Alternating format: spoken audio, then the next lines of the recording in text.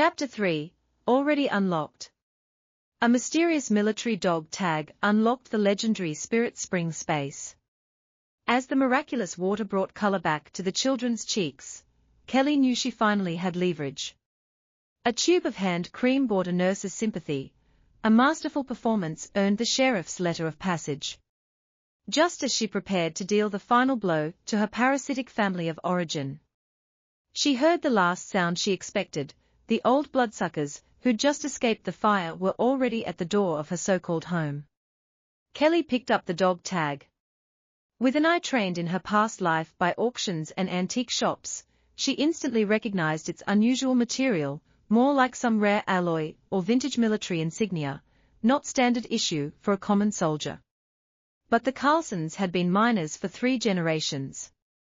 Where would they get something like this? As she held it up for a closer look, her fingertip just touching the cool metal surface, that familiar ding chimed in her mind once more. The translucent holographic interface instantly materialized. Congratulations, host. The Spirit Spring space has been activated. Issuing newcomers gift pack, portable Spirit Spring collector ×1. Initial space capacity, 3 cubic meters. Spirit Spring generation rate will increase with space upgrades. Spirit Spring effect, repairs damage to living organisms. Current repair level, primary. Space expansion function not yet unlocked. Kelly froze. Then, elation surged through her. She immediately focused her consciousness on the so-called collector, a virtual vessel resembling an ancient water clock, floating in a corner of the interface. Inside, glistening droplets were indeed beginning to condense. The speed was agonizingly slow, taking ages to form a single drop, but every drop counted. Heavens, it's unlocked already. Thrilled, she looked down again at the metal dog tag in her hand. Based on her years of devouring web novels, this thing was definitely the key. But usually, such system-activating, key items became useless after one use. Yet this tag remained flawless, not a single new scratch. Could it be just a simple activation password? Mommy, $1, $5, $10. The children's counting jolted Kelly from her reverie. She turned to see the 2 children, who had never been to school, baffled by the pile of bills and vouchers. She smiled and went over to help them sort and count. The total was quite substantial. Over $3,800, plus more than a dozen military commissary vouchers. Those old leeches. Years of sucking Jack dry, they might choke on it all. After soothing the children for a moment, she carefully stashed the cash and vouchers away. Eager to test the space's abilities, she instructed the children to lie still for their 4 drips, and after making sure they understood, hurried out of the room. Finding a deserted spot in the hospital's back courtyard, she began her experiments. The virtual interface could be summoned or hidden at will. Collecting the Spirit Spring didn't require constant monitoring. Within a 1-meter radius, she could use her intent to store any inanimate object into the 3 cubic meter space and retrieve items at will. While not huge, it was more than enough for the essential supplies they'd need heading north.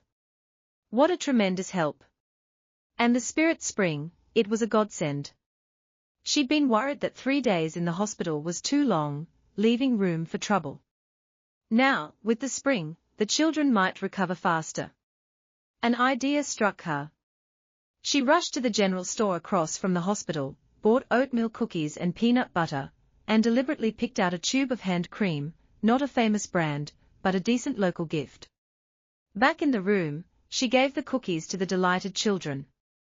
Then she filled a cup with warm water, and secretly added a few drops of the freshly collected Spirit Spring. Here, eat slowly. Don't choke. Watching them drink the infused water, she saw their complexions visibly gain a hint of color, and their spirits noticeably brightened. Amazing. Kelly's resolve solidified. Now her plans could be bolder. She told the children she had important business to attend to. The 2, heartbreakingly obedient, promised not to leave the room. Taking the hand cream, she found Nurse Nancy, in charge of their ward, and pressed it into her hand. "Nurse Nancy, could I trouble you to keep an eye on the children for me? Their father's deployed, and I'm just swamped on my own. I still need to figure out tomorrow's medicine costs. I'm truly at my wit's end." Nurse Nancy had been on duty last night, and witnessed Kelly's desperate pleas. She hadn't realized Kelly was a military wife. And now this gift, the hand cream, wasn't cheap. How could she refuse? "Of course, dear. My shift doesn't start till tonight, just be back before dark. Be careful on the road. Don't rush." Kelly thanked her profusely. Coal Creek Valley Town, Sheriff's Office. Kelly made her way there as fast as she could. The moment she stepped inside, Sheriff Bob saw her and said urgently, "Mrs. Carlson, what are you doing here? Don't you know about the disaster at your place? The fire burned down half your house. Your brother-in-law Billy's leg got crushed by a falling beam. Your in-laws are beside themselves. You'd better get back there. Billy's leg was broken." Kelly nearly clapped her hands in glee on the spot. Old man Carlson himself was a cripple. Perfect, father and son could be a matching pair. But on her face, she strained to produce a look of utter misery and resentment. Pinching her own thigh hard, tears immediately began to stream down. "Sheriff, I'd like to go back. But because of that fire, they are saying I set it and threw me out. The children are so little, how are we supposed to survive? Please, could you write me a letter of certification? I have no choice but to take the kids to their father." As she spoke, she thrust the bag of oatmeal cookies toward the sheriff, her expression growing even more pitiful and helpless. "You've probably heard how things have been all these years. This is just a small token. I really don't have anything of value. Please help us." Sheriff Bob was taken aback. The mistreatment of the elder daughter-in-law by the old Carlsons and Billy was common knowledge in Coal Creek Valley. Several times, a drunk and raging Billy had locked Kelly and the kids outside all night, prompting neighbors to call him. He'd mediated a few times, to little effect. He never imagined that after this fire, they'd actually pin the blame on her. Looking at the wretched woman before him, how could he accept her things? He hastily pushed the cookies back and turned to have his wife fetch some hard-boiled eggs and a few slices of ham from the kitchen. Sighing, he pulled out paper and the official stamp. "What a sin. Take your things back. These eggs and ham are for the kids on the road. I'll write that letter for you right now. Going to Jack is the right thing. Those in-laws of yours, TSK." The letter of certification was quickly written and stamped with the town sheriff's seal. Kelly thanked him repeatedly, then begged him not to tell the Carlson family where she was headed. She was afraid of being beaten. Sympathizing with her plight, the sheriff nodded and urged her to leave. Kelly, failing to give away the cookies, stored the eggs, ham, and letter safely in her space. But she didn't head straight back to the hospital. Instead, avoiding main roads, she took a shortcut and ran to Red River Town, to her so-called family home.